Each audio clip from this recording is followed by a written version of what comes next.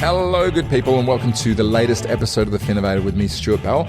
The module I'm going to share today is actually one of the more powerful modules. I'd put it probably 6 or 7 in the ROI it can generate for practices who implement it. And it's also pretty recent. So what you're getting here is essentially almost the latest version of this module. Obviously, there are templates in this, and if you check out the transcription to this, you'll probably be able to piece them together. Alternatively, you can just head over to our Practice Success portal, and you should be able to find some of the templates in there. But the background to this is referrals is one of those areas which, when somebody or a practice comes to me and says, I really need to generate a good quality flow of clients, and I need to do it really, really quickly, referrals is the way I go. And I talk about it being active referrals because, to be frank, most practices I know are not doing enough or not doing enough regularly enough to make this an active process. They simply get the referrals they get when it comes, and it's usually got nothing to do with anything they're doing or any conversations they're having.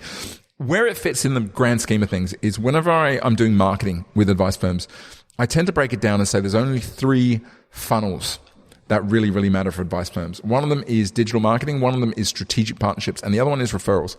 And there are 2 factors at work here. One is the scalability of the lead funnel, and the second is the length of time it takes to get a result or generate your leads. Digital marketing is the kind of the beginning of this. It generally, it can take a bit of a while to get a digital marketing strategy up and running, but once it's up and running, it's very scalable. You can create a lead magnet or put content out there, or even put a podcast episode, and 6 months later it can be generating opportunities for you while you're not even doing anything towards it. So it's very scalable, but it can take a bit of time. In the middle is strategic partnerships. Again, strategic partnerships aren't as quick as they're quicker to set up the digital marketing, but not as quick as referrals. But once you get them up and running, essentially you've got a group of people who are representing what you do, and you're expanding your network, so it can work really well from a scale point of view. But on the other end is active referrals. This is something where you need to work pretty hard. You need to have a conversation and multiple conversations in order to generate multiple leads. But as I said, it can work really, really quickly. So in this session, we've really unpacked the concepts of why people refer, which is really important, because the simple fact is they don't refer to do you a favor or because you ask them to. They refer because people they have relationships with have a need and they want to help those people. We also talk about some of the common mistakes that come about when people are putting it out. And one of the bugbears I talk about is that if you know someone who needs our services, a referral is the biggest compliment. I unpack why that is not the best way to go. And ultimately, I'll walk you through a very, very natural, non-salesy, but insightful way of priming people who are likely to refer, and there are a certain cross-section of your client base who will and a cross-section who won't, and how to have conversations that generate referrals. I hope you enjoy it. And if you do, this is one I would love for you to implement, and then come back and leave some feedback. Let people know exactly how you did it and exactly the result you got, and maybe even leave your name so I can acknowledge you on a future episode. That's the intro. I'm going to leave you to it. Remember, this is one of those ones that if you listen to it, great. But if you listen to it and implement it, that's where you're going to generate results from something like this. I'll hand over. I hope you enjoy it. Welcome to Active Referrals. Now, I want to give you a bit of background to this, because if you've been part of the program for a bit, you will know that what we tend to do is we tend to break the program into, or the year into 3 sprints. And each of those sprints has a theme. And the first theme, the first 12 weeks, for me has always been about focusing on topics that are all about revenue and profit. In other words, that early, that growth. And I think when you're an early stage business, these things are really, really key, right? Because growth is what enables you to get traction, what enables you to invest. But to be really, really honest, I think being able to master this stuff, no matter what stage of business you're at, is key. Because when you're in that middle phase, you still need to be able to control your growth. That's what enables you to invest in the people and the systems and have the time to free you up so that you can do the important business building stuff. And even when you break through and you're established business, you still need to be able to train team members, new incoming staff, new advisors, whatever it might be, in order to do that work. Otherwise, the business's growth long-term is always going to be dependent on a few people in the business. You don't want that. If you're going to have a true business, the growth has to come from other areas. So that's kind of what this is. And it's really good to go back and revisit this. And active referrals is a really key part of that, but it's kind of more than that. If I think about, one of the main motivators for me personally when it comes to what I do and how I do it. One of the things I love doing is I love working with people I enjoy working with, working on things that I know I'm good at and I enjoy doing, and things that I'm going to learn from doing. And typically, one of the things I try and avoid is getting drawn into too many things that I don't enjoy. You know, working with businesses where the dynamic isn't there, or alternatively, working on problems that I don't feel like I'm best equipped to, or maybe problems that I've just done so many times that I don't want to go back there and do those over and again, or problems that I'm just not going to learn anything from. Right. So the benefit, or the thing I'm aiming for, is to work with people that I love the work and I enjoy it, and frankly I get paid well enough for me to be able to build a business around me and avoid doing the other things. And a lot of that is down to, personally, I enjoy solving problems of a certain kind. I enjoy learning along the way, and everybody's got their own motivations, right? Some people want to have more autonomy in the business. Some people want to be able to do, certain types of work over others for mastery reasons. And for some people, it's about, a certain purpose or a thing they're trying to drive. And for me, this piece about getting the right people in your business is 100% all about that. It's, to be frank, a lot of the marketing is, because when you get clients who love what you do, are profitable, they pay you enough money, you enjoy the work, and you like working with them, you end up in a situation where you really love your business. You enjoy it. Similarly, whenever I've worked with businesses where they're not getting the right kind of clients, they haven't got clients that pay them enough profit, or they're not getting clients who they've done the work over and over again and they get bored of it, or whatever it might be, or there's just not that dynamic, or they don't respect them as advisors, it becomes more and more of a constraint than anything else. And to be honest, what I've noticed is sometimes when I'm drawn in to work with businesses and they've just gone down far too far down this path of saying yes to too many clients. If they had more profit, if they had more revenue, if they had more space, if they had more stuff, they would say no to. You get to a point where unraveling that just becomes too hard. It's difficult. You've almost got to, I've done it a few times, you've almost got to go back to the basics, cull a lot of the business they don't love, and you've got to start again from scratch, which is not a bad thing to do, but it's much harder than stopping at some point and go, hold on, at some point I want to switch from just bringing in revenue for my business to focusing on clients who are going to be the future of my practice. They're clients that are going to enable me to do what I love and get rewarded for it in a way that allows me to invest in the business. And of all of the ways of doing it, referrals is obviously one of the fastest. You can tweak the quality and quantity and frequency of the referrals you're getting in via just some really, really simple conversations. And that's what I'm going to run through today. I'm going to run through a bit of the philosophy behind it. The interesting thing is, off the back of this, the vast majority of businesses out there don't control their referrals. They don't control their referrals enough. They might get referrals, but if you ask them about it, they go, I kind of just get referrals because they come in. In other words, you can't identify anything they do, conversation they have, whereby they could turn around and say, I have control of it. And there's a whole bunch of reasons for this. Sometimes it's just they don't feel like they should step forward and have these conversations because they've never been shown how to have these conversations in a respectful and, non-douchey, non-salesy way. Or alternatively, maybe they just never get into it. Sometimes making changes, the most important thing, and I wrote an article about this just today, most important thing in making changes is just making a decision, I'm going to do it, I'm going to start doing it now. And they just never get to that point where they have that habit of getting into having these conversations or sending out the emails or whatever it might be. And that's what makes this hard. It's not the conversations, because I'm going to show you the conversations. I'm going to show you how they can be easy. It's not about whether or not they're going to happen, because for many of them, they're already happening.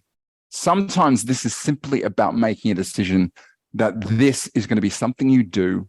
And in doing so, because you're one of the people who are doing this, and so many people aren't, it makes a fundamental difference to your business, which transforms everything. And to be honest, a lot of the principles we're going to talk about around focusing on attracting the right kind of clients rather than sort of everybody, they're applicable to partnerships, they're applicable to lead funnels, they're applicable to digital marketing, all of the things we've spoken about. But the reason I'm bringing it up here today is because this one, more than any other, this is low-hanging fruit. This is stuff that you could implement this week, next week, the week after, and you can get real results. But it's really about making a decision that you want to do this and you want to have these conversations and get it done. If you do that, everything else follows. I'm going to just jump in and let me give me an explanation as to where this concept and the way of activating referrals rather than being passive on the referrals came from. And it probably started, I think I traced it back to about 9 years ago.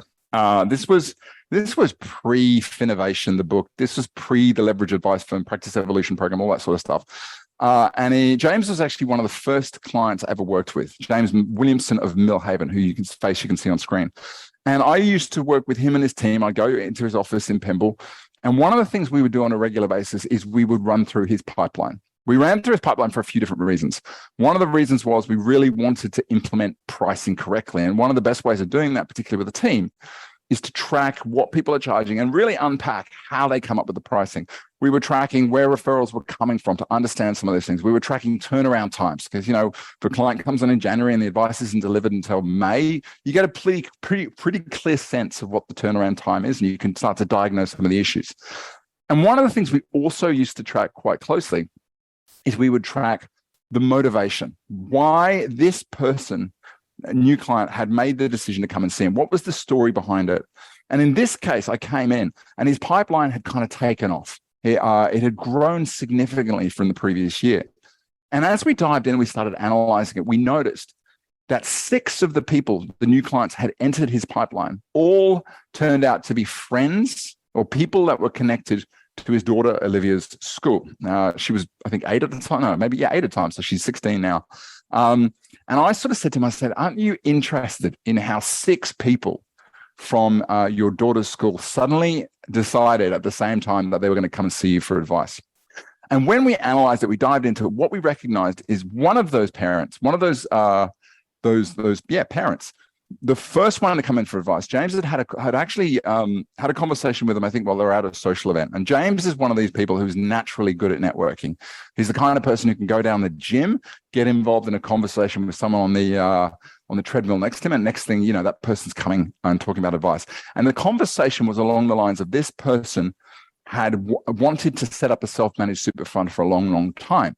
And when they got into the nuts and bolts of it, James realized that to achieve their outcomes, they didn't need a self-managed super fund. They didn't need to pay all the annual fees. They didn't need the hassle. They needed to set up a separate company. They could achieve everything they wanted to. Same thing using a wrap. And guess what had happened? That person had then gone and had a conversation with 5 other people in the school who obviously had spoken previously to this person about their plans for a self-managed super fund. It was obviously a very common objective at the time.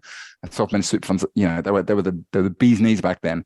And they'd come in, spoken to James, and bang, James ended up with 6 new clients off the back of one conversation. And the reason this is really important, because this is an example of what I call accidental marketing. This is when you have a situation in your business where there is some marketing going on under the surface in your client base amongst their friends and families that you may not control and you might not be aware of. And sometimes understanding what the conversation was, when it happened, who the people, you can essentially hijack people who are marketing you often better than you are. And really the basis of this is it's kind of this core concept in programming and coding. Most coding is about, if this happens, then execute this code. If this happens, then execute that code. Very complex. And similarly, this is about actively controlling your referrals by being able to say, if I have this conversation with this person about this topic, then this person is likely to have a conversation with 5 of their friends about this topic, which leads to an introduction. And when you control that if and then, referral marketing becomes less about hit and hope and more about the activity you put in that off the back of it will generate opportunities. And this is all marketing, whether it's digital, partnership, that's what we want. We want predictability to know that if we do certain things in a certain quantity, a certain frequency, we target at certain people, we will get results off the back of it. It's the reason why when you hear about the Amy Porterfields or these big marketers, Gary Vee, they know that if they spend $80,000 a month on Facebook advertising and they target a certain market and they get blah, blah, blah, blah, they know they'll get a return because their funnel works. We're not trying to build the funnel, but what we are going to do is we're going to apply the same principles to referral marketing. If you've joined me for any of the lead funnels or marketing stuff so far, you'll know that this is a basic outline of a lead funnel. You know that ultimately we go from a position of people at the top here are coming in. They're cold leads. Where's my thing's not working? There we go. They're what we call cold, suspects, and they come into our funnel. And our aim is to, at the end of it, turn them into prospects who come for an inquiry. Leads who come for inquiry, and then prospects who come onto a first contact call, who then turn into leads and clients, etc. And we know that there's 3 funnels for doing it. There is digital, which is about putting content out that people see, that come onto your list, that you get the opportunity to convert. We know there's partnership work, which is about having conversations with people who share your target market and could introduce, make referrals, which leads to introductions. And similarly over here, we've got referrals, which is about taking control of it by reaching out to people who are likely to have conversations and with their clients. Sorry, these are meant to be the other way around. And that ends in introductions. So what we're going to focus on today is very much this one. So this session, what is it all about today? It's about really two things. Research has shown that referrals typically account in most cases, and this has been consistent. I started doing work with clients, with businesses on referrals back in 2015. I really actively started, focusing on this, and it hasn't changed. That referrals generally account for about a third of all new client growth in most firms, even since the rise of digital marketing. It also shows, and this is not just about volume, it shows how people who are referred through to you from other clients, people they know, typically they're usually more likely to match your ideal client profile. They're usually coming in as well. They're more motivated. They usually understand what you do better, and they're more prepared to make a decision to proceed. Some of that's to do with social capital and trust, but a lot of it's because people who are coming through are usually, okay, I'm looking for someone. Can you recommend someone? Great. They're not shopping around. And as I said earlier, one of the problems here is despite all of these facts, most firms can't turn around and go, you got 5 referrals last month. What did you do to achieve to generate that? And they'll go, oh, it wasn't anything I did. You with me? The outcome I'd love for everybody who goes to this training is that you identify a repeatable process that you can apply with clients on a regular basis that is going to trigger this consistent flow of referrals coming through, and they meet your definition of who the ideal client is. Or if they don't, you're able to tweak that and implement this consistently, track it, and to generate at least 33% of your total new client firms from referrals and be able to work backwards from there, as well as track the actual activities. If you can do all of that at the end of it, you'll have absolutely nailed it. And what is really key to succeed in this is firstly being able to explain really clearly who you want to be introduced to. I'll talk about one of my absolute pet hates when it comes to referral strategies. It's that idea of putting on the bottom of an email, if you know anyone who might need our services, a referral is the biggest compliment. Now, if that's the only thing you're doing, keep doing it. But there's so many better ways of doing it. Instead of, if I came to you, Sean, for example, and I said, hey, Sean, I'm going to go out on the street and I'm going to get you 3 prospects. I'm going to bring them in. Who would you like me to bring? You'd be better served by telling me specifically, I would like you to bring in prospects who are young families. Maybe they've paid off some of their home, they've got kids, whatever your ideal client is. If you tell me who you're looking for, and more importantly, what they are looking for, I'm going to be able to give you better introductions. So explaining who you're looking to be introduced to is really key.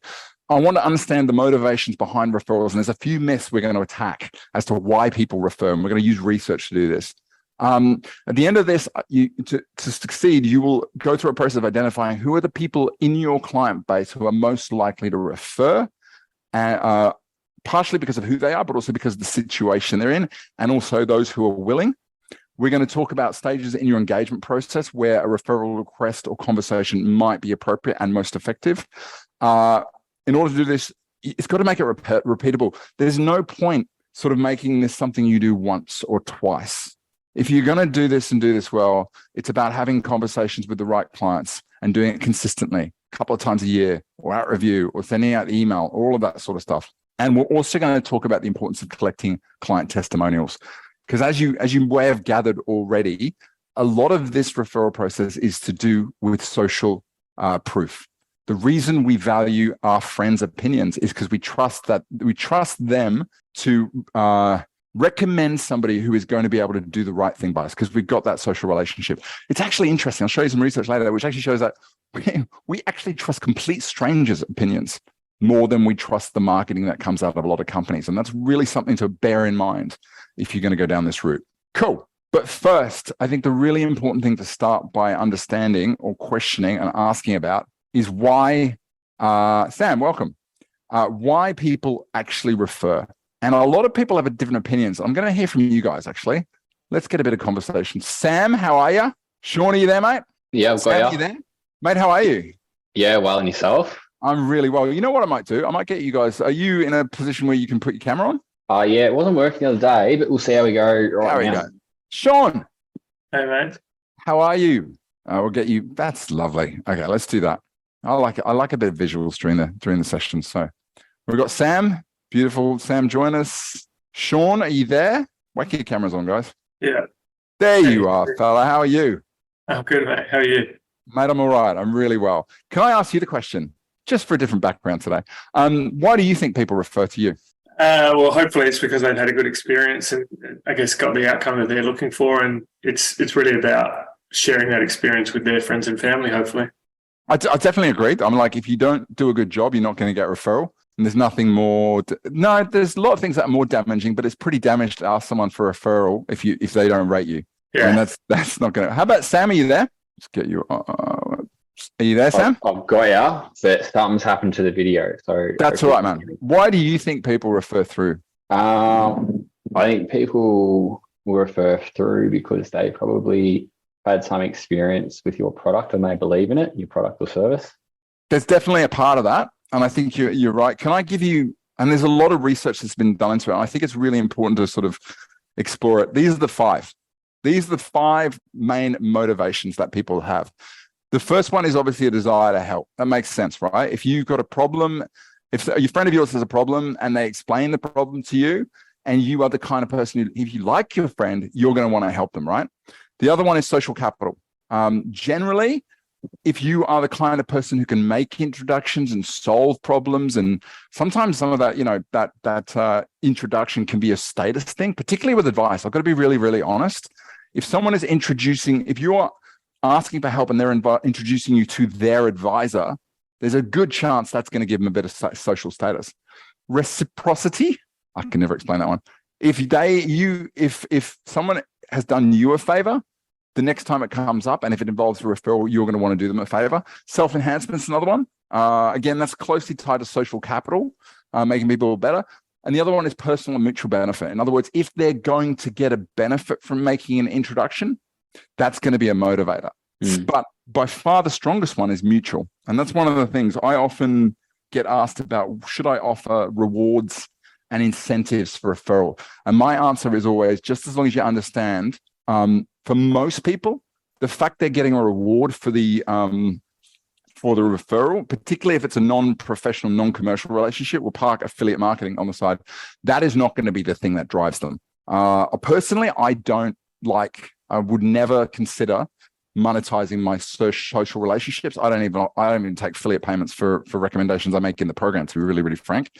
But if there's an opportunity where someone says, well, if you introduce somebody, I'll give you a benefit and I'll give them a benefit, different kettle of fish. Does that make sense? Yeah.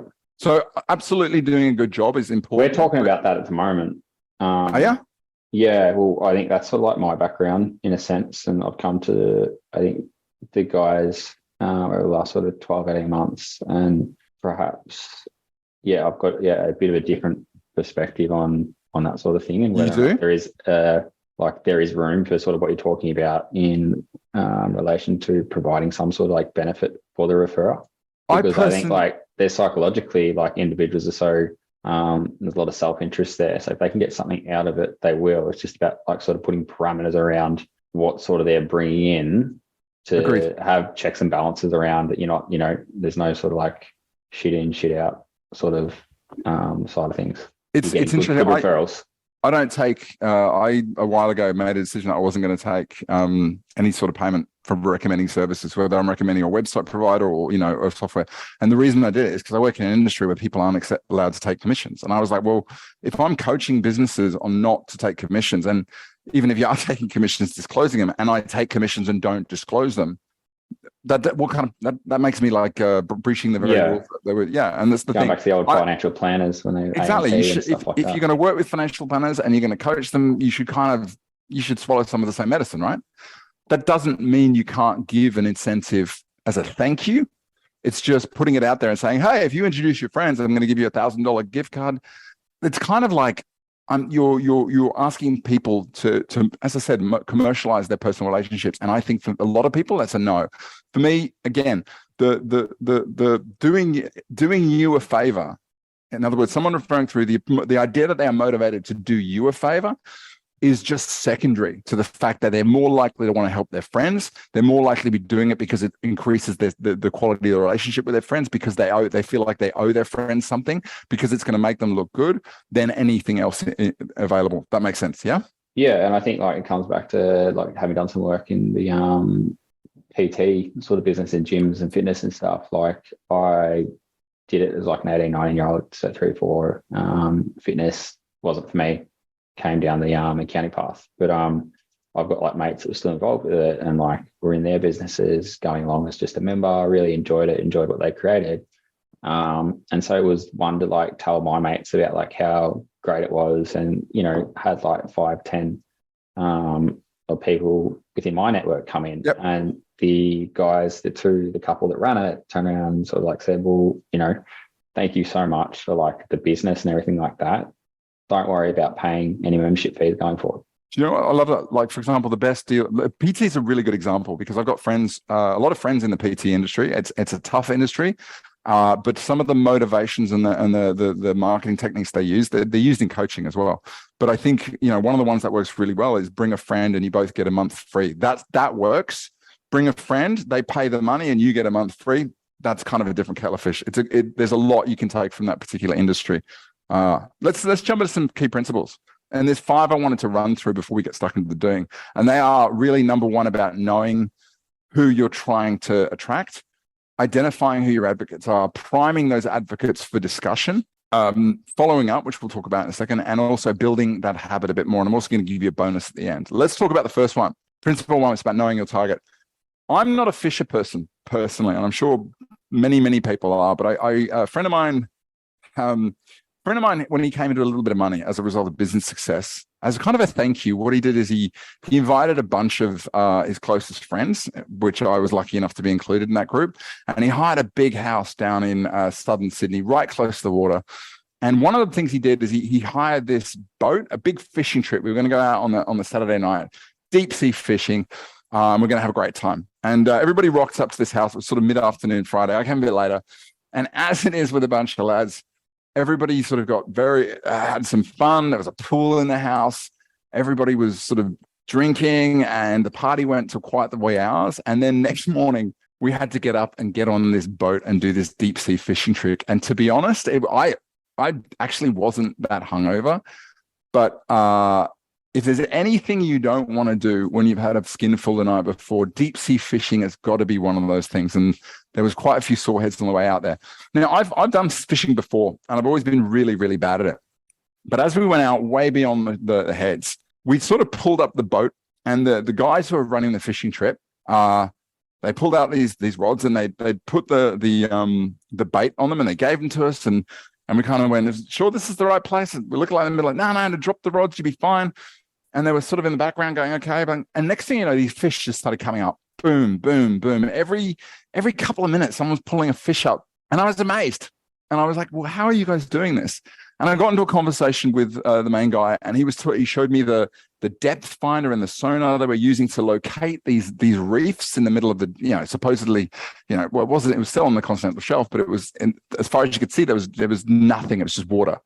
And we talked a lot about the bait and how they would use certain bait for certain fish, and there's certain, they'd go fishing for bait fish and pull those up. And it sort of gave insight into what most fisher people know. People are into fishing, is that if you are going fishing, it's really important to know what you're trying to catch. Both it'll indicate what kind of bait you use, because certain fish will go for certain kind of bait, certain fish won't. It'll dictate what kind of where you go, what the location is, just like that, that depth finder that found the reef, they knew what to look for. It'll also even dictate what time of day you go, whether you go in the morning, if it's been raining, do you bother going, all that sort of stuff. And the reason why I'm sort of telling this bit longer story is, like any marketing, but specifically with this, if you go out there and try and activate a referral strategy without actually knowing who you want to attract, and more importantly, not being able to understand what your bait needs to be, in other words, what are the issues that they're looking to have solved in their financial life? Where are they likely to be? What's the conversations they're likely to be having? Who are they likely to be having with? All that sort of stuff.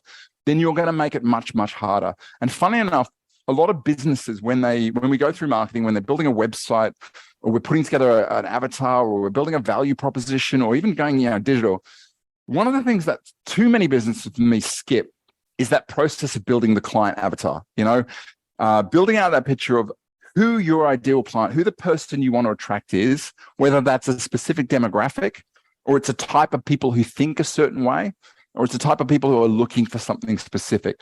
And my suggestion is, if you're going to go down there and you haven't done this route, stop there, because it's going to save you so much wasted time. And frankly, with ChatGPT and everything, the ability to research and ideate this stuff just got 100 times easier. And it boils down to this, answering these questions. In order to do this well, you need to understand who you are looking for and what they specifically need. Now, I'm not going to go into detail with it. There's a module all about this. I think it's under leads. Correct me if I'm wrong. It's called value proposition, and it will go into detail around it. But it's really about grabbing, the worksheet that's in there and working through this process. As I mentioned, going, okay, if I'm going to focus down on a niche, there's 3 different ways you can do it. And it's funny, whenever I talk to people about ideal client or niching or, whatever that is, they've always been taught that niching is about working with a specific market, which is a demographic. I work with mums and dads, or I work with high net worth, or I work with retirees. And sometimes when you go through this process and you don't have a specific demographic of client, which is often the case, people go, I can't do the ideal client. I can't do the niche focus. And they miss out the fact there are actually 3 different ways to do it. The other 2 ways are to focus on people with a certain mindset, beliefs, worldview, the way they see things, which indicate, mindset has got so much to do with what people are attracted to and what they will reject. For example, I would not work with an advisor who believed that getting them to take control of my budget was an absolute must. That's not how I believe the world should work. I believe I should take responsibility for these sorts of things. So that's an example of someone who has a mindset. Similarly, if you're an advisor, an advisor and you don't want to work in the property space. You don't want to work with people who believe that property is the way to grow future wealth. And that would be an example of a mindset. Property is God. That's a mindset. It can work for people who are old, young, retirees, all the rest of it. The third area, a way of sort of focusing down on specific niches, you might not have any market specific grouping of demographic that groups together your clients. They may think completely differently, but there may be a specific message or idea or concepts that appeal to them. Aussie Home Loans is a really good example. John Sim, he would work with anybody who believed anything, but if they hated the banks and they wanted an option, bang, he was their market. Make sense? And understanding really what are the things that frustrate them, what are the fears they have in relation to what you do, what are the desires they want, aspirations. If you can go in with just that information there, you've got enough to be able, when you get to that point of going out and articulating to the people who are like to refer, these are the kind of clients I work with. These are the kind of things they're looking for. These are the kind of problems I can help them solve. That's absolutely vital. So if you haven't done that work and you're going down this route or going down any marketing route, that is an absolutely excellent place to start. Principle 2, let's talk about your advocate list. And there's a few different pieces to this because the core concept that I want to go, Sam, how you doing, man? The core concept I want to get across is that not everybody who is a client is going to refer. And there's a few reasons for that. One of them is probably best articulated or shown by this research. This came from Roy Morgan.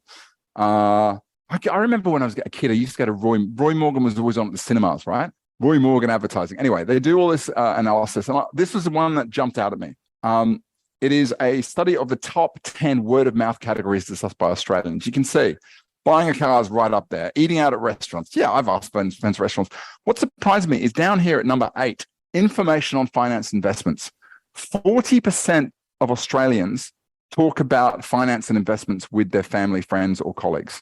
Now, my father's English. I grew up in England, and a lot of the thing about, there's a few differences between English culture and Australian culture, not as many, but one of them is people don't tend to talk to other people about money. It's kind of seen as being a bit whatever.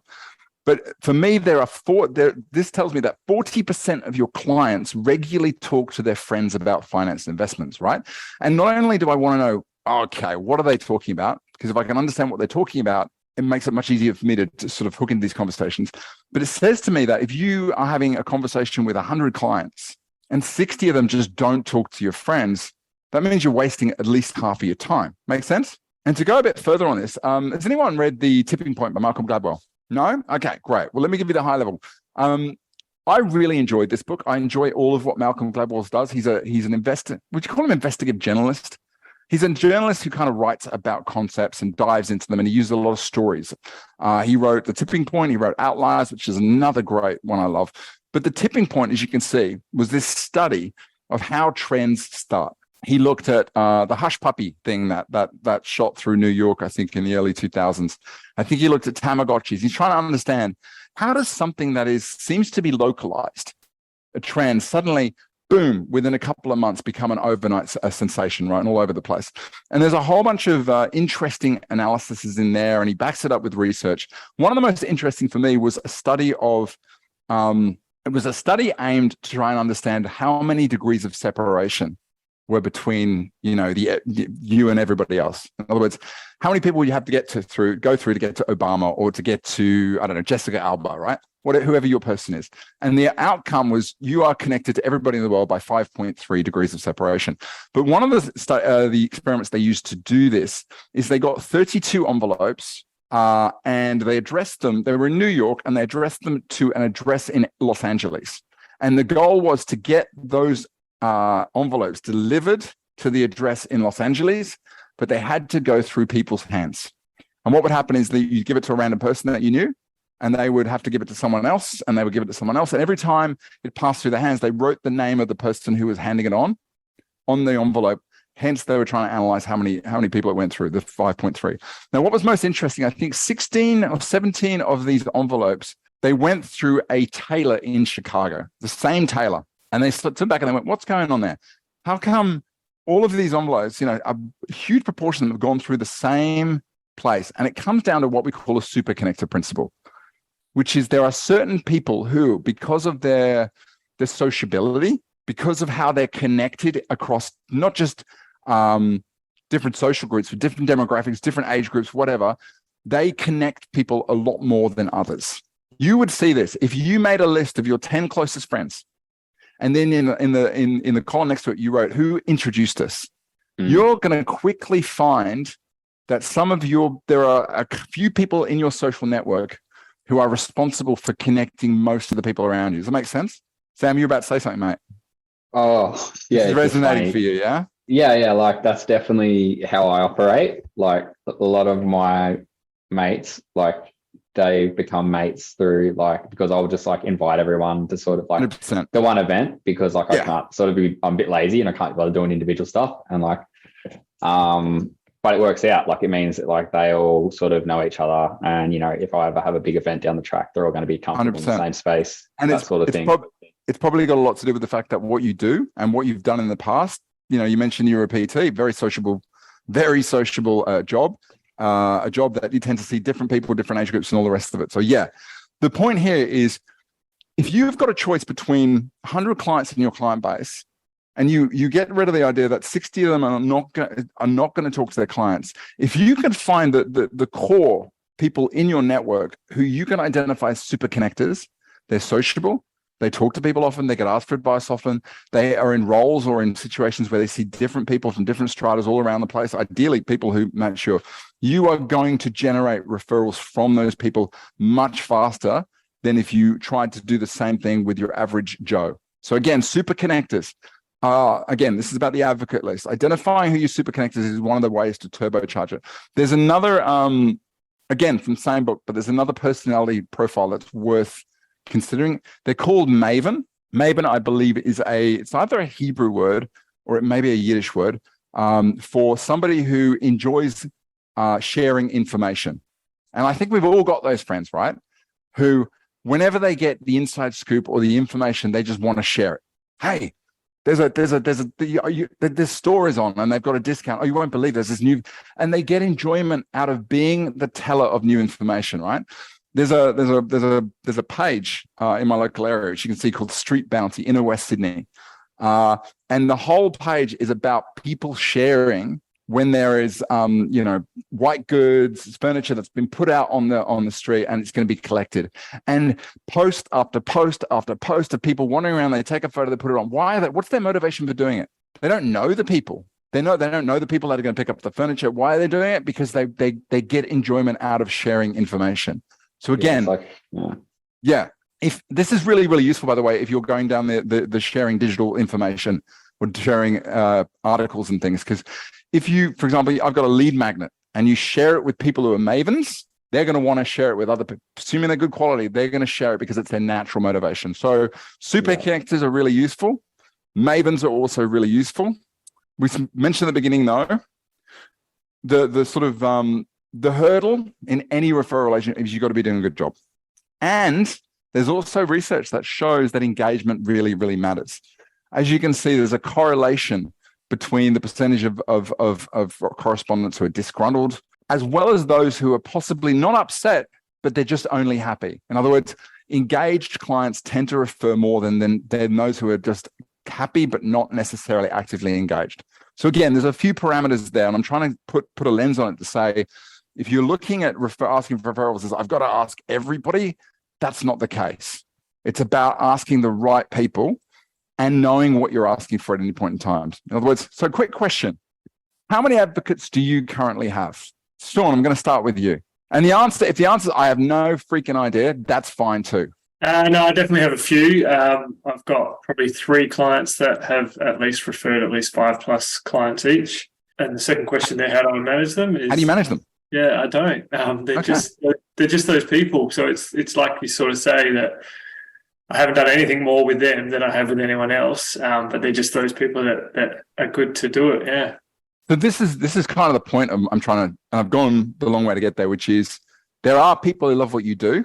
If you know them, that's number one.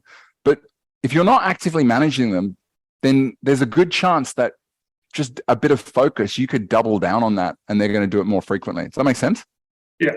That's why this is such a low-hanging fruit, because most people, other than a really small subset, most people don't do it that well. And if they do it well, they might not do it consistently. Sam, how many advocates do you have? I'd probably go similar sort of 3 to 5. Cool. I mean, I'm probably, only 12, 18 months in the business here at the moment. But yeah, obviously it's been situational changing in the last sort of 6 to 8 months, which meant that I've gone from 2 to 5 days a week. So I've started getting my hands on the clients more and develop those relationships. And yeah, there's definitely a couple now that, I can tell that they're going to chat. Like, they chat to me about things that, that they love. So it's like, well, if I can be something that they love, then 100%. That should flow on hopefully and flow back. But okay, I think for me, it's like, a couple of them, it's like on the phone at the start of the week, at the end of the week, how'd your week go?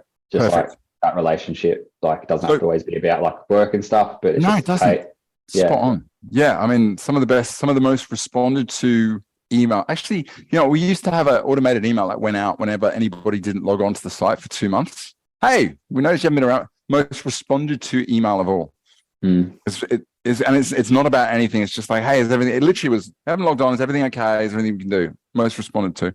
Again, we're all humans, aren't we? All like, I think that it realize that like there's things going on in our lives at times that pull us away from perhaps stuff that we should be focusing on, but because like stuff crops up, we just lose track for a while, and then we circle back in 3, 6, 12 months. I did a training session last 2 weeks ago. It's called Network Mastery. And it was exactly the point. It was like, networking is not about shaking hands. It's not about it's about connection. The more people you connect with, the bigger and the better quality your network. And this is kind of an extension of that. This is just with a clear focus on a process by which you can turn connection into introduction.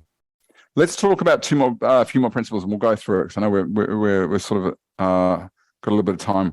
The third one is about priming the discussions. And whenever I'm thinking about priming discussions, assuming I know who my advocates are and I know who I'm looking for and I can articulate it, those people who are supportive of you and understand that you're looking around, they're going to be in situations, barbecues, where they're talking to people who you can help.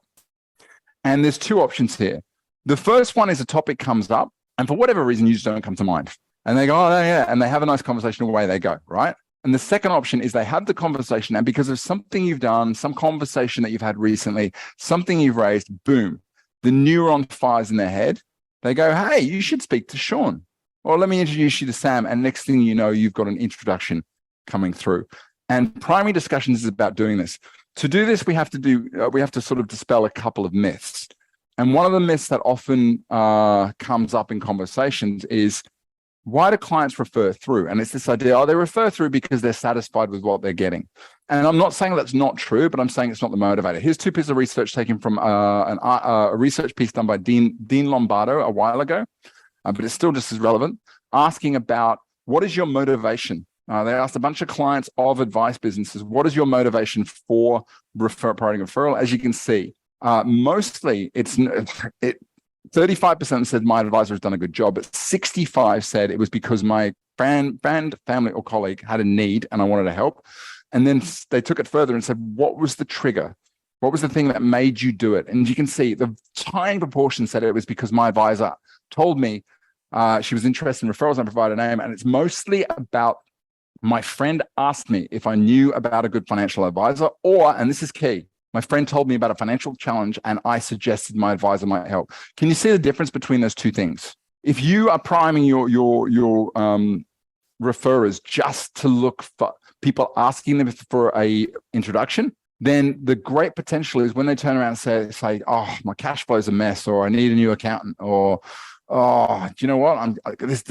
These rate rises are killing me, or I set up a self-managed super fund 4 years ago and I've done nothing with it. Those are triggers for the introduction, right? And this is the key. If you can get people to, if you can prime your referrers to look out for the challenges and needs and the issues just as much as they're looking out for, I need an introduction, then this is going to be a lot more successful. Is that like what you went to sort of saying about like focusing and trying to identify that super connector within your group and then like really developing that relationship and managing that relationship to, hopefully that flows on and develops. It's also about understanding that super connector will be having conversations, and those conversations are more likely to be the trigger for a referral than that thing that you've done. And there's two things. There's like going to be some of their friends who go, I need a financial advisor. That's going to be less common. And there's going to be friends that they have a conversation about a problem they're having. And if they don't make the connection between this is the problem they've got and, oh, maybe the financial advisor can help, then the referral is not going to happen. I'll give you an example. One of my clients is based, Trent, who's based up in Moree. And he had a client recently come in who'd been a client of the accounting firm for, I think been a client of the advice firm as well, for 20 years, never realized they did superannuation. Now, he understood they're a financial advisor, but in truth, he didn't know quite what their financial advice offering was. And that's the difference between I need a financial advisor to I need some help with superannuation. If they don't know that's what you do. Remember I talked back to that phrase, if someone you know needs our services and introduction is the best compliment, how do you know that your clients know all of your services? They may only know the things that you do. And if they only know the things that you do, when someone else comes up to them with a challenge or a problem, they may not know to make the introduction. Does that make sense? What's the best way of like making it clear? I'm going to get to that. I'm going to give you the templates. Also satisfied. This is another piece of survey done from Vanguard. It analyzed that 69% of clients they surveyed gave their advisor a rating of 8 out of 10. 84% of them said they were somewhat or extremely likely to continue working with their advisor, and 70% indicated they were comfortable initiating a referral. Of those 70%, only 23% of them made a referral. In other words, just being happy isn't enough. The kind of conversation, the kind of things that is going to prime a client to refer, I'm going to give you the wording, is being able to have a conversation with clients that explains the kind of clients you can help and how you'd like them introduced to them, why you are motivated to help them. In other words, I like to work with these kind of clients and typically have these kind of problems. And the reason I enjoy helping them solve this is because of this, and this. And you get extra points if you can make this a topical or time critical thing. How you help them. So if your clients are making a referral and they go, well, how's that going to help? They can answer that question in a simple way. What they need, what their need might be. In other words, they can identify their needs and also be able to explain methods of making the introduction. Personally, I think the best way for someone to introduce their friend or colleague to me is via email. Hey, Stu, I want to introduce you to Dave. Dave, this is Stu. He's my business coach. He's been helping me do this. And he's really good at this thing that you need. Stu, this is Dave. Dave and I had a conversation about his business, and I thought maybe you could help him a bit with this. I'll leave you guys to have the conversation. Make sense? Simple. I get to take control. It doesn't rely on anybody to give a call. So can I just ask quickly here? So I did something like this the other day. So we've got like, obviously here at Finspector, we've got like the accounting, financial planning and the mortgage brokering. So I had a client in accounting that I thought could benefit from an introduction to the mortgage broker. So can I just read it out quickly and tell me if there'd be anything? Yeah, go for it. Fire away. Add or take away. So I said like, hey Trav, as discussed, here's an introduction to Brenton here at Finspector, who's our wizard in the finance/mortgage brokering space. He's happy to provide some guidance to you on your situation. Brenton, this is Trav, owner of in Melbourne, that started up mid-late last year. He's purchased a property with his partner, given a brief overview of the situation to Brenton, but I'll let you get into the details further, Trav. Perfect. That is absolutely perfect. You've done everything you need. CC them in, away you go. That's perfect. Literally perfect. Job done. Nicely done. Cool. So again, I guess the thing that you can do better off the back of this is just if you understand some common needs and drivers of your ideal prospect and you can articulate them, bingo, you will have passed this with shining colors, whatever that phrase is. Okay, let's fire through the final two. Principle number 4 is really about the follow-up loop. And it's interesting the number of businesses that don't do this. For me, I think one of the strongest forces in the world is positive reinforcement. I've got my dog sat here, and I know that the easier way to train a dog is to positively reinforce the behavior rather than negatively. I actually think the same is true of kids and mostly adults. Generally, if we do something good and people go, that was amazing, you did really, really well, you're more likely to repeat it. So the principle loop is if someone refers through to you, it's the principle of 3 thank yous. And it works like this. These are the templates. If someone refers through to me, the first thing I'll do is I go, hey, Sean, I just want to reach out and say thank you. I had a chat with the person you referred through, and I want to say it means a lot that you would introduce this. By the way, how did that discussion come about just out of interest? See what I'm doing there? I'm trying to understand how it went about. Was it a conversation I had at a barbecue? Was it because something I sent through? If I can understand the trigger, I can repeat it. The second referral loop is just to come back again. Usually when I've met with that person, hey, Sean, I just want to let you know I met with the person you referred through.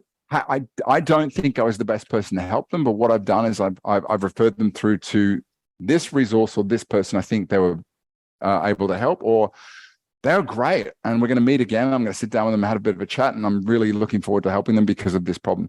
Now, the second one's easy if it's positive, but it's just as important to circle back to someone who they've referred through somebody and it hasn't been a fit, because otherwise 2 things will happen. They may refer through someone who, again, doesn't fit, or if they refer through enough people who don't fit and you don't let them know what's going on, they may stop referring. Does that make sense? Referral 3 is when the work's finished, you've implemented, and again, hey, Sean, I just want to follow up and say thank you for the introduction. They've now come on board as clients. I'm really grateful. In particular, the fact that, outlined the specific circumstance that made them ideal. Thank you. If there's anyone else you feel we're going to help, please feel free to introduce us. Is there anything I can do to help you? Honestly, if you just implement those 3, even if you implement 2 of those email texts and you make it your habit or brief your team or to do that, you will see someone go from being a referrer to somebody who refers consistently and refers better clients through, if that makes sense. Let me race through this next bit. You all good, Sean? Cool. Principle number 5 is really just about building the habit. And this will not, as I mentioned at the beginning, I just want to reiterate it. This will not work unless you make it something that you do on a regular basis. So I want to ask this question. What do you think are good points in your process to introduce the idea or discuss referral? Sean, when do you do it, or when do you think you should do more of it? The second question is probably the better one.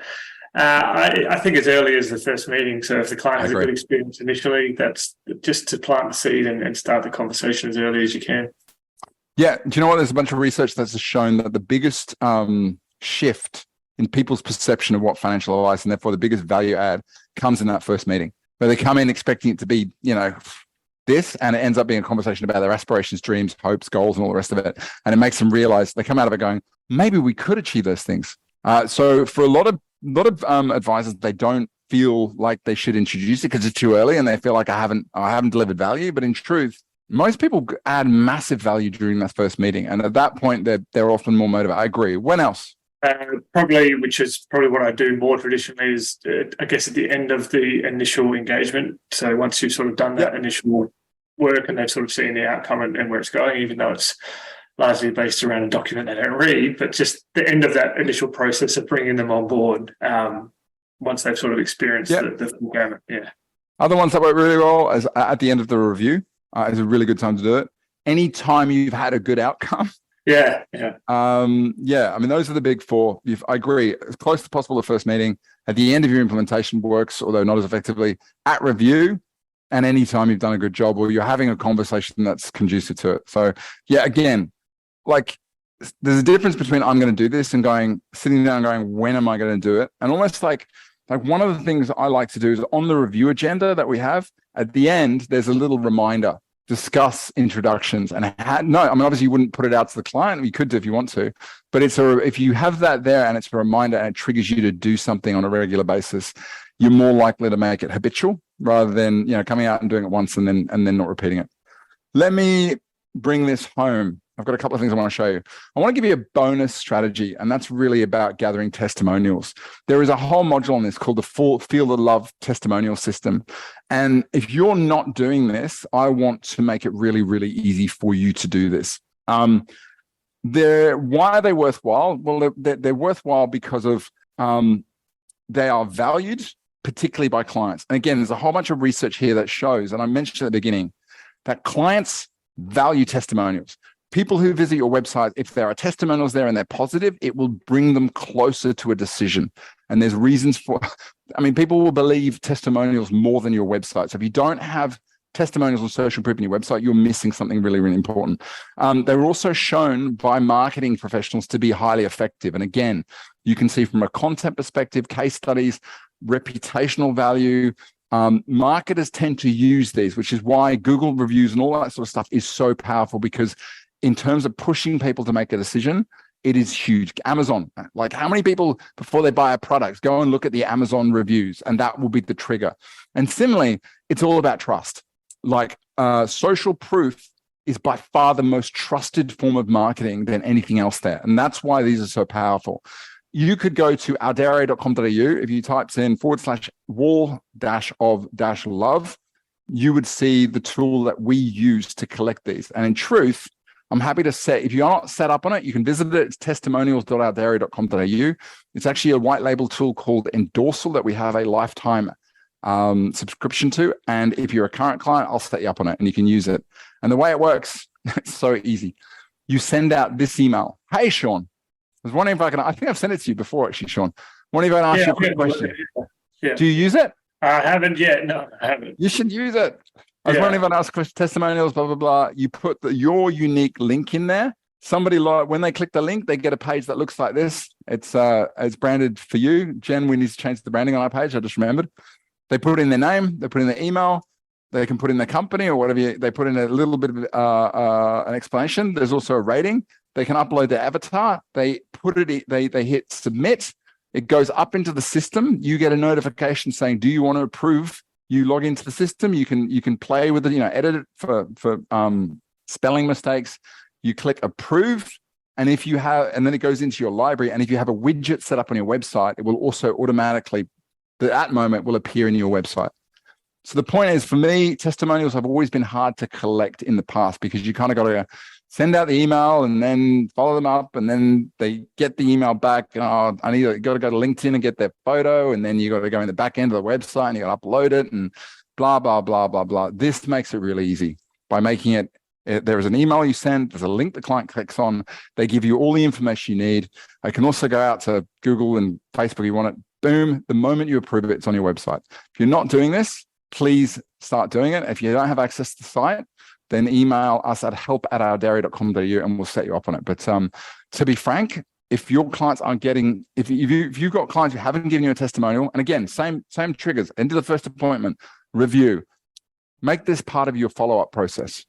And you probably automate it because the value of having this library, not only is it valuable from a marketing perspective, it's going to make you feel good about yourself as well. Okay, let's talk a little bit about the action side of things. And for me, one of the important things, like if I'm approaching this from a business perspective, and I tend to work backwards, right? And I work backwards a bit like this. Let's say I want to Sean, how many clients do you want to generate over the next 12 months, new clients? It's about 12 to 15 a year. I don't need a lot of new clients. So yeah, cool. So let's assume Of those 15, 5 of them are going to come from referrals, correct? Yeah, most of them, but yeah. Cool. Oh, well, let's up the game. Let's go to 10. Yeah. Okay. So of the clients who referred through, what percentage of them, what of prospects who are referred through, what percentage of them tend to convert to become clients? Pretty high with referrals. I'd probably say maybe 80%, and that's me choosing the 80%. Yeah. Okay, cool. So if it's 80%, how many actual referrals do you actually need? So it's, what's it, 10 divided by 0.8? Whoops. Between 12 and 13, somewhere. Yeah, so let's go 13. Cool. How many advocates do you currently have? 3. 3? Yeah. Okay, cool. What's their rate of introduction? How many introductions do those advocates make every year? Probably at least 2 or 3 each. 2.5? Yeah. Okay. So if you work backwards, what have you got? 6, 9, is that 9? So just doing what you're doing now, if I got that right? Yeah. Sorry, that's 2.5, 6, 7.5, right? Yeah. So based on what you're doing now, you're only going to get 7.5. You get it? Yep. So what could you do in order to take that 7.5 and turn it into 10? You can either, well, there's 2 things. You either have more advocates or increase the rate of introduction. Yeah, it's probably just being a bit more proactive with those advocates. It's as simple as that. Yeah. So more conversations, and I guess your goal would be to increase that to like 2.5. It would need to go to 3.5. Is that correct? Yep. Okay. So that would be a strategy. In other words, you're going to go down the route, or alternatively, another way of doing it is just get 2 more advocates. Yeah. So again, this is a really simple way of just crunching the numbers and go, okay, if I continue to do what I'm doing, am I going to get the outcomes I need? Or, can I tweak what I'm doing to generate even better outcomes? So again, if we recut this and went, okay, what if you had 5 advocates, and instead of the 2.5, you increase that to 3, that's going to get you 15 at a 80% conversion rate. Boom. What's that? Let's go. Let's call it 13. You're going to get a lot better outcomes. Cool. Does that make sense? Yep. Okay. So I'm going to make this really, really simple. Here are some emails that you can grab and just use. This one is an email that you can send to an existing advocate. Hey, Sean, I just wanted to drop you a quick email. Thank you for the support of our business. And looking back at the last 12 months, one thing that was hard to miss is how many of our new clients came from introductions from existing clients like yourself. And it means really a lot that you endorse us and trust us to help them, as I hope we've been able to help you. It's also a massive boost to us as a team. When we get referred new clients from existing, it often means they already know what we do, how we work, and what we can do for them. Beyond saying just thank you, I want to let you know, if you find yourself in a conversation with someone like yourself who feels they need help with areas including, replace these with the areas that you want to help, seeking a new advisor, because that's going on a lot right now, wanting a second opinion on investment strategy, small business owners wanting to know how to buy their premises, et cetera, et cetera, et cetera. As you know, these are areas myself and the team love dealing with. We would be only too happy to jump on a call and help someone you would like to help. Just make an email intro and we'll do our best to assist. That's it. Once again, please, thank you for being an advocate for us. And of course, is there anything you can do to help? Please say the word. Do you think this would be a hard email to send out, Sean? No. I mean, you probably want to change it and tweak it to suit you. Yeah, but if I got that of you, I'm not going to go, how dare you? I'm going to get that's a nice email. Yeah. And I can see the intention behind it is clean. So again, I said at the beginning, most people don't do this because they just don't make it part of what they do, or they feel like, the approach is, I'm a bit pushy. It's so easy just to go, okay, I've got 3 people that I'm currently referring. I'm just going to send this email to them once a year, maybe tweak it next year, send it again. And I know from experience, this is going to fundamentally increase what you're doing. If you've got an advocate who may have referred at some point in time, but stopped, hey, Sean, or hey, Sam, how are things? I want to drop you a quick message. I found out things are going, whether you need anything from me. I also want to say a big thank you for introducing us to Sean way back in June last year. It really meant a lot at the time that you would endorse us to your friends, family, and colleagues. And I'm sorry if I didn't sort of circle back and say thank you. It's often these introductions that mean the most to us in what we do. I just want to check in, say thank you, and make sure if we need anything. Now, this is just a way of gently introducing the fact that they were a referral, and you may then be able to work them back into a conversation about, why they referred, what it was. It might have just been a point in time thing, but there's a good chance it might have even been, their friend didn't proceed. And they just think you didn't need, or they may have this perception that often comes that you were too busy and you didn't need any. Again, to me, this is really easy to send through. It's not offensive. It's not nasty. There's no intention behind it. If anything, I'd probably say you could probably harden it up a bit more if you wanted to. Is that useful? Yeah, absolutely. Cool. I'll give you a couple more. I haven't got long, and then I'll let you go because I know we're running slightly over. The other way of doing it, and I prefer this way of doing it because it's kind of a two-way thing, is to have a discussion with a client. And I've designed these scripts so they're really effectively can be used at review. But if you tweak them, they could absolutely be used in other formats as well. This one is what I call the research discussion. And if you're talking to a client who you don't know whether or not they are a super connector, whether they are open to referrals, and you kind of want to float the idea, but also get a bit of information back and understand whether they have conversations, this is a really good way of doing it. Imagine we're at the end of the meeting and I go, so that's about everything today. Can I just ask you a quick question, Sean? Do you ever speak to your family, friends, or colleagues about money or finances? Not me, but that's because of what I do. No, do you know what? If Sean said no, yeah. then I go, oh, okay, look, thanks. But I saw, the reason I'm asking is I saw a piece of research that I saw recently that around 40% of people do. And I just wondered whether it was something that you had experience with, because I'm always really keen to understand, what's being discussed. But if someone says no, right? They're not one of those people. But let's say they say, actually, I do. And I said, can I ask you a few questions? Can I just ask a little bit, what kind of situations where the conversations come up? Are they barbecue? Are they work colleagues? Okay. And typically, are they coming up more with friends, family, colleagues, or someone else? So again, you're understanding their social group. So when these come up, what kind of topics do you talk about? Is it about cash or investing?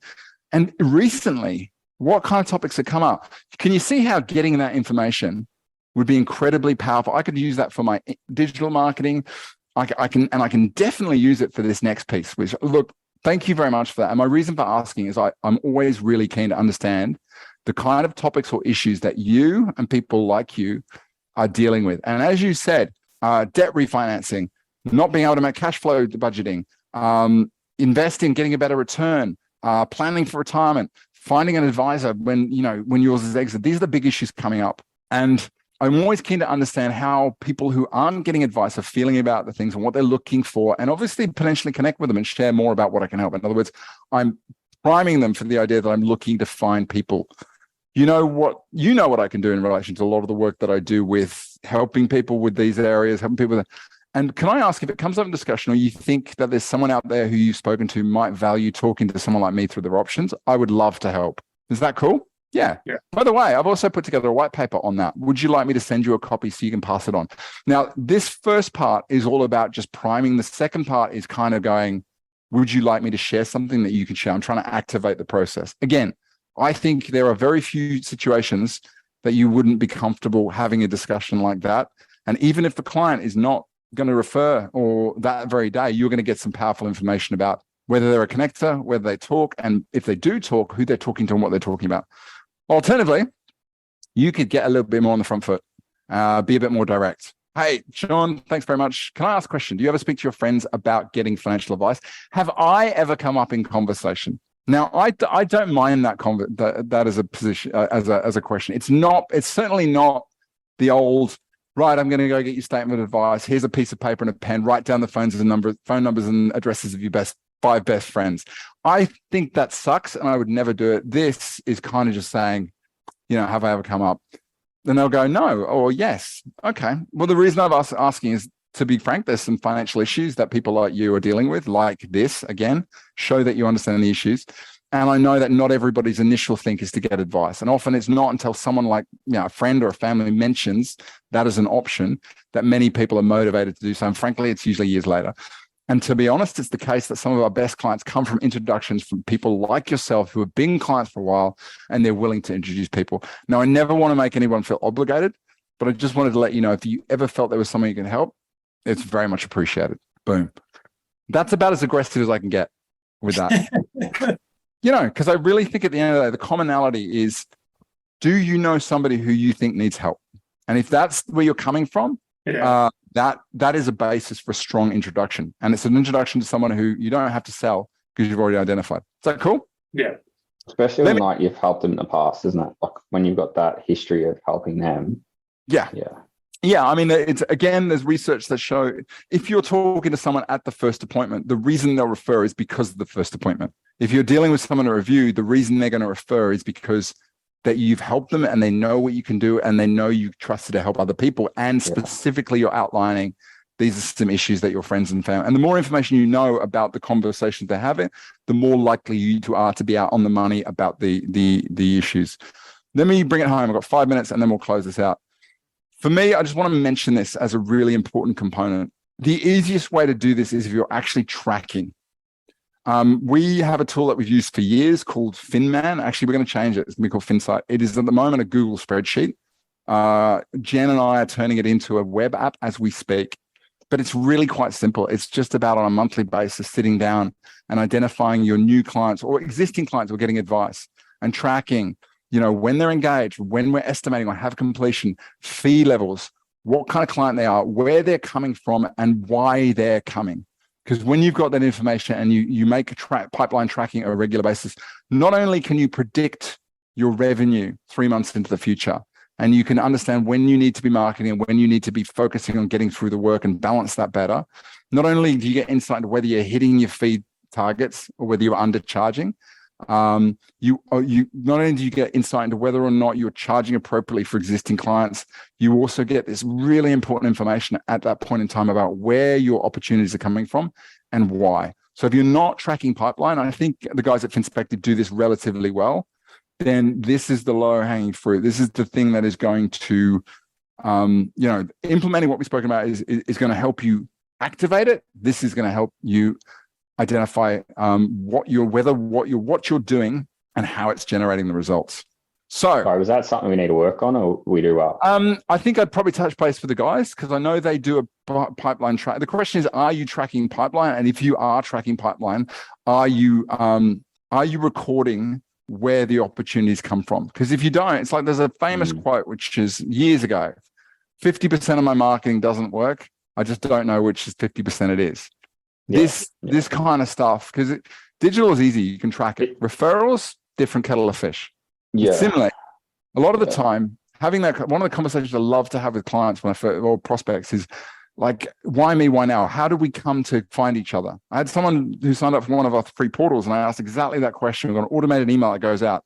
And the first question it asks is, how did you find us? I found out that I was mentioned in a podcast in the UK that generated 6 signups to our list. And another person did a Google search, coaches for financial advisors, which told me that our new SEO strategy is working. If I hadn't have asked that question, I never would have understood that the reason for those 6 signups, who hopefully, a few of them will become clients in the future, was because I was mentioned by Alan Smith in his podcast over in the UK. I wouldn't have known that.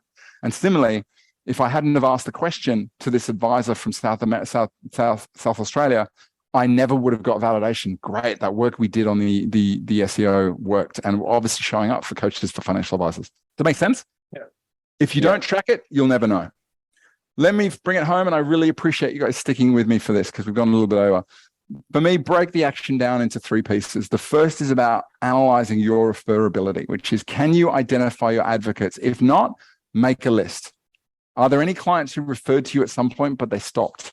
In which case, re-engage them. What happened? Was it a point in time they weren't a referral source? It just as a moment, or did something happen that stopped it? And can you activate it? And again, are there any clients that you look at, they've not referred, but you're going, you know what? They might be a super connector or a maven, and you can activate them through a conversation. If you have the data and you have the ability, identify any trending motivations behind the referrals that have been made. Was it to do with a certain advice need or conversation? Was there a specific life event that was occurring at that point in time? Because if there's a life event, you can write about it, you can replicate it. Was there a specific marketing activity that you did or a conversation that was had between 2 people that started this? In which case, how did that discussion come about? And how was the introduction made? If there are certain methods of introducing that are working, you can almost guarantee if there's other methods that work in your business, there's a good chance that they aren't working. Business cards, forget that. I don't even have any business cards anymore, let alone they're not handed out between people. And finally, this is the really important. Do you have a card like on your phone? So I've got them on my phone now. Like instead of, have you seen it? Like so you can just like have a QR code. I've seen it. Yeah, I don't use it. Yeah. Generally, I haven't done it yet, but I've had a few people do it. And I think, that's actually because it goes honestly, just straight to their contacts. If I'm referred, it's an email intro. If I meet someone out, I'll jump on the phone, I'll find them on LinkedIn, and that's how I connect. There's many ways of doing it. Because I don't rate business cards anymore either. Because I know the ones I get, they end up in a washing machine or something like that, and then mine have still got mine. The ones I've got, they're great. They're beautiful looking business cards. They've still got the address that I was at 9 years ago. That's where we're at, right?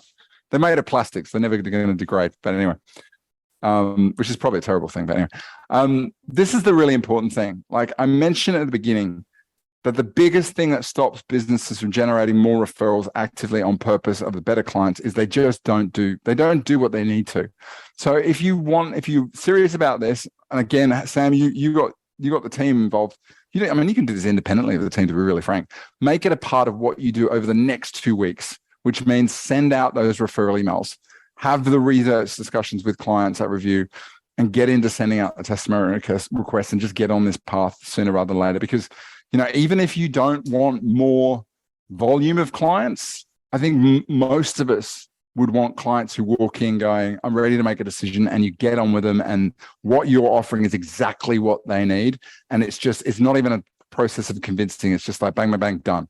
That for me, that's where you, not only do you enjoy the process, but you end up with a business full of exactly the people you want to work with. It usually means fun, you enjoy the work, and most importantly, it's profitable. Does that make sense? Yeah. Guys and girls, I just want to check in. How was that for you? Yeah, good. Like Sean? I think validated. You validated? Cool. Yeah. Nice. Sean, how about for you? Yeah, good. It's just a reminder, and I've had a couple of referrals recently, and just sending out those little emails, the thank yous and the things you do and then you forget to do, which is kind of the story of my life. You've heard it all before, Stu, that I do things and then I stop doing them. So, mate, that's why I'm here. Right? Yeah. It's like half of the stuff that half of the stuff I do is about reminding people of how to do the things that are going to move them forward, and frankly, often stop doing the things that aren't. And you won't believe the number of times it's easy to go, I'm going to sit down, I'm going to write 100 blogs, or I'm going to redesign my website, particularly for people who are like, that mindset. And sometimes you go, actually, you could generate a bunch of opportunity if you just engaged a little better in what you're doing, and boom, next thing you know. Yeah, there's a lot of businesses out there, they'll tell you they generate all the opportunities they need from client referrals. Yeah. Entirely possible. Still word of mouth is king, I reckon. Yeah. Well, I mean, if we go back to the module I did to kick this all off called lead funnels, and the point I made is if someone is referred through to you by their accountant or any sort of professional, or they're referred through by a friend, where are they going to go? Friend, there's already a trust relationship. Yeah, but the first thing they're going to go is they're going to go to your website. Yeah. So the whole point is all roads lead to your digital presence. And the difference is the referral thing it's already going to give them a boost and a motivation. If your digital presence also backs it up, they're going to get in contact sooner, and they're going to get in contact more confidently. But you're absolutely right.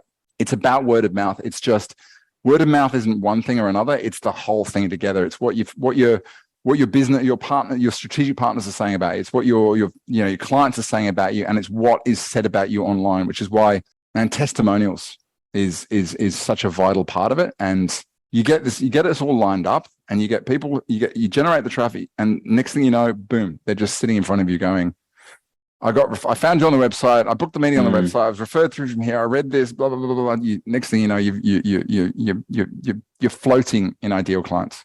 Floating. Yeah, we had one come through like last week. I took like just the initial like quick chat, and like we don't know where they came from, like just off the website. And like I think everyone here would say like we've still got like plenty of work to do on our website as such. But it was just sort of interesting, and like with like probably understand perhaps like Wardy's situation at the moment. Like I do, like we're at like capacity virtually, probably until the new financial year, and he gets back on track in around August or so. But it's going to be about like sort of perhaps managing. We're going to go ahead with like the introductory meeting and just sort of see where they sit in terms of like, well, look, this is currently where we're at. Like, we're happy to help, but they've had their 22-year done anyway, so it should be all right. And then they've got the introducing like Tice and Brenton to them as well at the same time, which might be able to help quicker. But it's interesting with you guys. Like Finspective will go through multiple phases. The phase you're at now is growth, but at some point you guys will start going, okay, now we've got enough capacity. The clients we want to bring on board next are the people who are going to use all of our services. And that will be the next phase where you actually go, we're not just going to do your broking, or we're not going to do your accounting, or we're not just going to do your advice. We're working with people who need all of those services at some point in time. And that I'm so looking forward to that phase, because, you know, that's the point at which getting referred the right kind of clients and bringing it, that becomes far more important than the volume. And that's the whole thing. It's every and we've business. got 5 to 10 now that, like, I want to say to Wardy, like, why we got them? Like, they're not adding any value to us. They cause us pain, you know, like, just either that we send them an email and say, look, thanks, but no thanks. And like, where we can help you on your way to someone else, but perhaps not the best fit. Or we say, well, you know, fees are up 30% next year to make it worth our while, or something. I don't know. There's a book I'm reading right now, which is all about the mechanics of going versus it doubling the size of your business to 10 times the size of your business. And one of the points it makes, it's really good, it's hit home, is 80% of what you do because it's your bread and butter, because it pays the bills and because it's comfortable. But actually, if you want to go 10x, you have to, the things that got you there, you have to get rid of them and you have to let them go. James Clear, they use an example of James Clear, Atomic Habits. Like, he was a blogger. Yeah, I've read that. Yeah. So James was a blogger for years and years and years. That's how he made his bread and butter, right? And he was given, in 2014, he was given a book deal, right? And he used to write these end of year summaries. In 2015, his summary was, today I was given a book deal and I'm so used to writing short pieces on a deadline.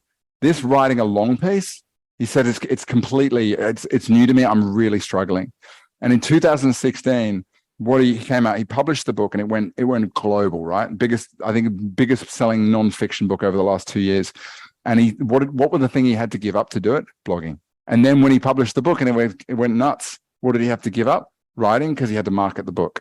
Mm. And that's the thing. Those sometimes, phases, isn't it? To your point, like, you incrementally, if you can continue to work with who you're working with and grow and bring them on board, but it's going to be harder because you're just making a bigger version of what you got today. If you want to go really big, it's actually going, okay, what's the 20% that produces the most outcome, or that is going to produce the outcome I want in the future? And what's the 80% that I'm going to have to get rid of? And again, this is not a question for this, but it's about, to your point, which is, there's a good chance that the clients that got you here, if you want to go on that journey, and there's another phase, they're not going to be the clients that are going to get you to the next level. So yeah, you're absolutely right. So that was Active Referrals. I hope you enjoyed that episode. And I know a lot of businesses out there generate referrals and they get a lot of their business from, but this is about taking control of referrals and increasing the quality, quantity, and frequency at which they come.